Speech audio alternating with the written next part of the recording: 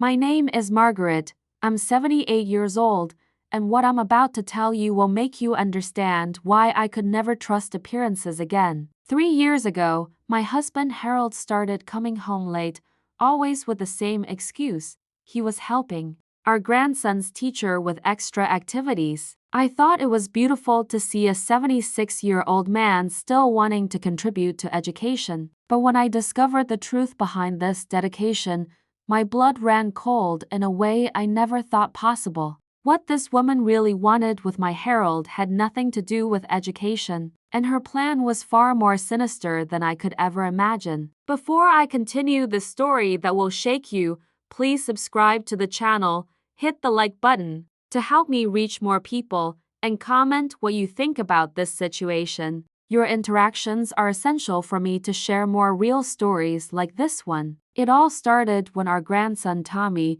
8 years old, was having difficulties with math. The teacher, Mrs. Davis, a sweet-looking woman around 45, suggested that Harold, who had been an accountant his whole life, could help with tutoring sessions after school hours. Harold was thrilled with the idea of feeling useful again, especially after retirement. At first, everything seemed normal. Harold would leave at p.m. and return at p.m., always excited, telling me how Tommy was progressing. He came home with renewed energy, something I hadn't seen in years. I thought it was wonderful to see my nearly 80-year-old husband still finding purpose in life. But then the subtle changes began. Harold started dressing better for these lessons, always took extra care with his shower, and even bought new cologne. When I commented on it, he laughed and said he wanted to set a good example for Tommy. The first real red flag came when I decided to surprise him with his favorite homemade cookies at the school. I arrived around p.m.,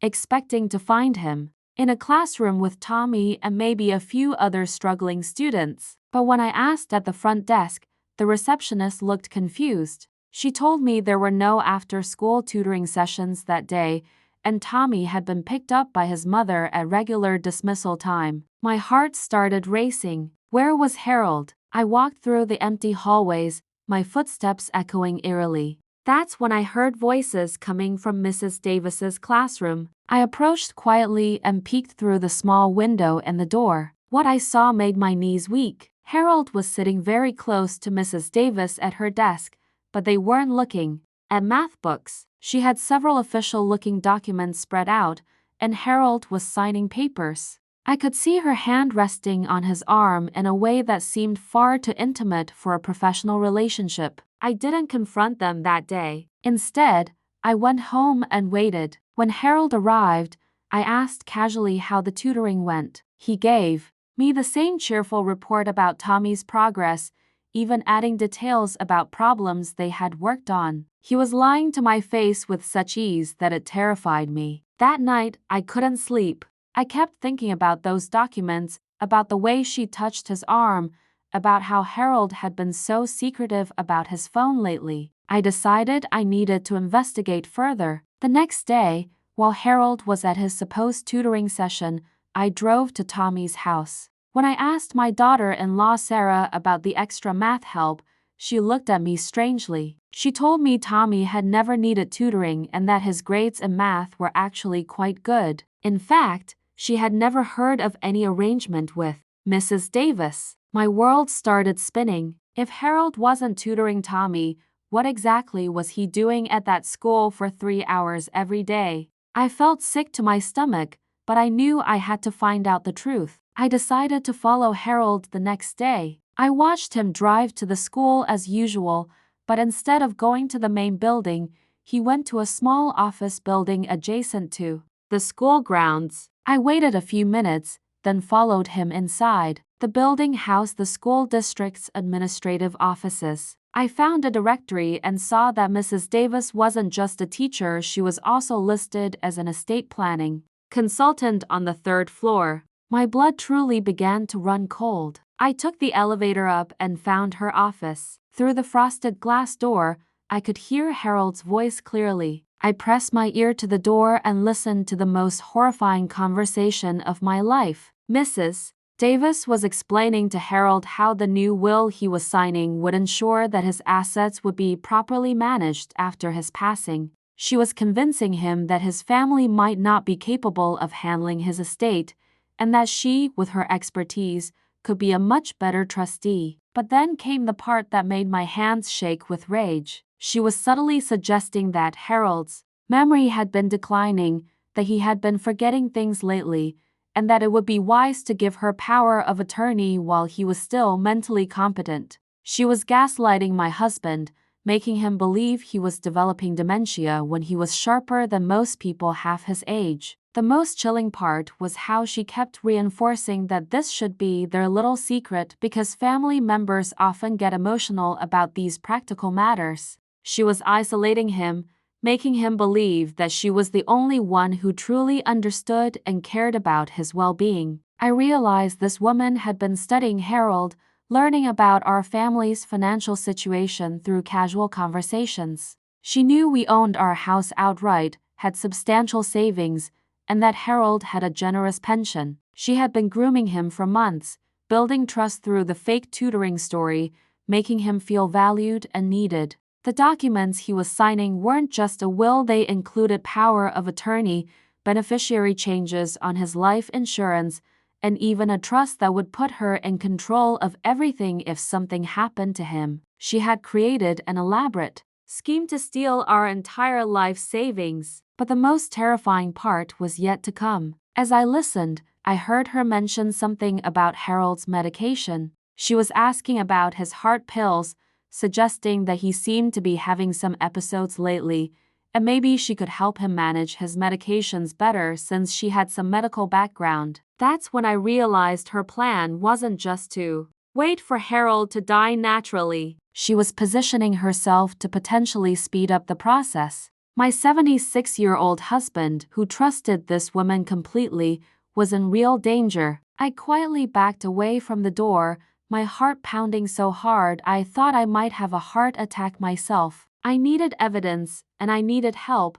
but I also needed to be smart about this. If I confronted Harold directly, he might not believe me. After all, Mrs. Davis had been very clever about making him feel like she was the only one who understood him. I drove straight to the police station, but I quickly learned that what Mrs. Davis was doing fell into a legal gray area. Since Harold was signing documents willingly, it would be difficult to prove coercion or fraud without more evidence. The officer suggested I contact Adult Protective Services and advised me to gather more documentation. That evening, I did something I never thought I'd do. I searched through Harold's belongings. In his jacket pocket, I found business cards from Mrs. Davis's estate planning service, and in his wallet, I discovered a new credit card I'd never seen before. When I called the number, I found out it was a joint account with Mrs. Davis as the primary holder. The next morning, I made an appointment with our family lawyer, Mr. Peterson, who had handled our affairs for over 20 years. When I explained the situation, his face went white. He told me that elderly financial abuse was becoming increasingly common, and that predators often target widowed or married seniors who feel lonely or undervalued. Mr. Peterson helped me understand the full scope of what Mrs. Davis was attempting. If her plan had succeeded, she would have gained control of over $400,000 in assets, our house worth $350,000, and Harold's monthly pension of $3,200. She was essentially trying to steal our entire legacy that we had worked 45 years to build. But we needed to catch her in the act to build a strong case. Mr. Peterson suggested we set up a meeting where I would confront Harold with the evidence in front of a witness. We arranged for this to happen at our lawyer's office under the pretense of updating our own estate planning. The confrontation was heartbreaking. When I showed Harold the documents and explained what Mrs. Davis had been doing, he initially defended her. He said she was just trying to help, that she cared about his well-being. The manipulation had been so thorough that he couldn't immediately see the truth. But when Mr. Peterson explained the legal implications of what Harold had signed, and when We showed him the credit card statements revealing that Mrs. Davis had already made several charges. Harold's face crumbled. He realized he had been completely deceived by someone he trusted. The worst part was seeing Harold's self-confidence shatter. He kept saying he should have known better, that he was stupid for falling for it. But I told him that Mrs. Davis was a professional predator who had specifically targeted him because he was kind, trusting, and wanted to feel useful. She had exploited his best qualities against him. We immediately contacted the school district, and they launched an investigation. It turned out that Mrs. Davis had been using her position as a teacher to identify potential victims among the grandparents of her students. Harold wasn't her first target. She had successfully scammed at least 2 other elderly men in the past 3 years. The police were able to build a case based on the evidence we provided, plus testimony from her other victims who came forward once the investigation became public. Mrs. Davis was arrested and charged with multiple counts of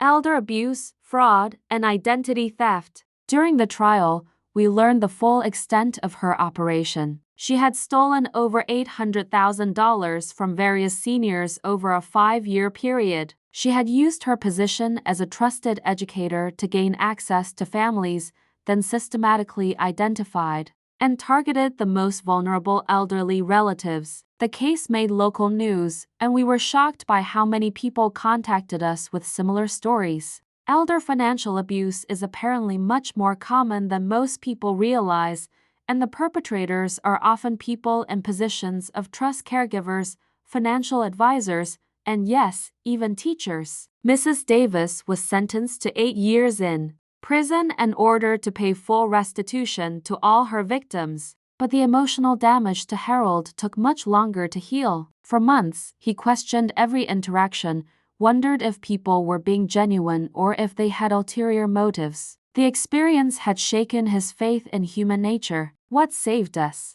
was acting quickly once I discovered the truth. If I had waited even a few more weeks, Mrs. Davis might have succeeded in gaining complete control over our finances. The lesson I learned is that we must stay vigilant and involved in our spouse's activities, especially as we age and become more vulnerable to manipulation. Looking back, there were warning signs I should have noticed earlier. Harold's secretiveness about his phone, his sudden interest in his appearance, his defensive attitude when I asked questions about the tutoring, and his increasing isolation from our usual social activities. Predators like Mrs. Davis are skilled at creating emotional distance between their victims and their families. Today, Harold and I are much more cautious about who we trust with personal information. We've also become advocates for elder abuse awareness in our community. We speak at senior centers and community groups, sharing our story to help others recognize the warning signs. The most important thing I want people to understand is that this could happen to anyone. Harold is an intelligent, educated man who had a successful career, but loneliness, the desire to feel useful, and the natural trust that comes with age made him vulnerable to someone who understood exactly how to exploit those feelings. If you're watching this and you have elderly relatives, please stay involved in their lives. Ask questions about new friendships or business relationships. Be aware of sudden changes in behavior, secretiveness about finances, or isolation from family. And if something feels wrong, trust your instincts and investigate further. Mrs. Davis almost destroyed our family's financial security and Harold's mental health, but by staying alert and acting quickly, we were able to stop her before she could completely succeed. Our marriage survived this betrayal, and we're stronger now because we learned to communicate better and be more protective of each other. Don't let anyone convince you that being cautious about your loved one's well-being is being paranoid. Sometimes the people who seem the most trustworthy are the ones you need to watch most carefully. Trust your instincts, ask questions, and remember that real friends and professionals will never ask you to keep secrets from your family.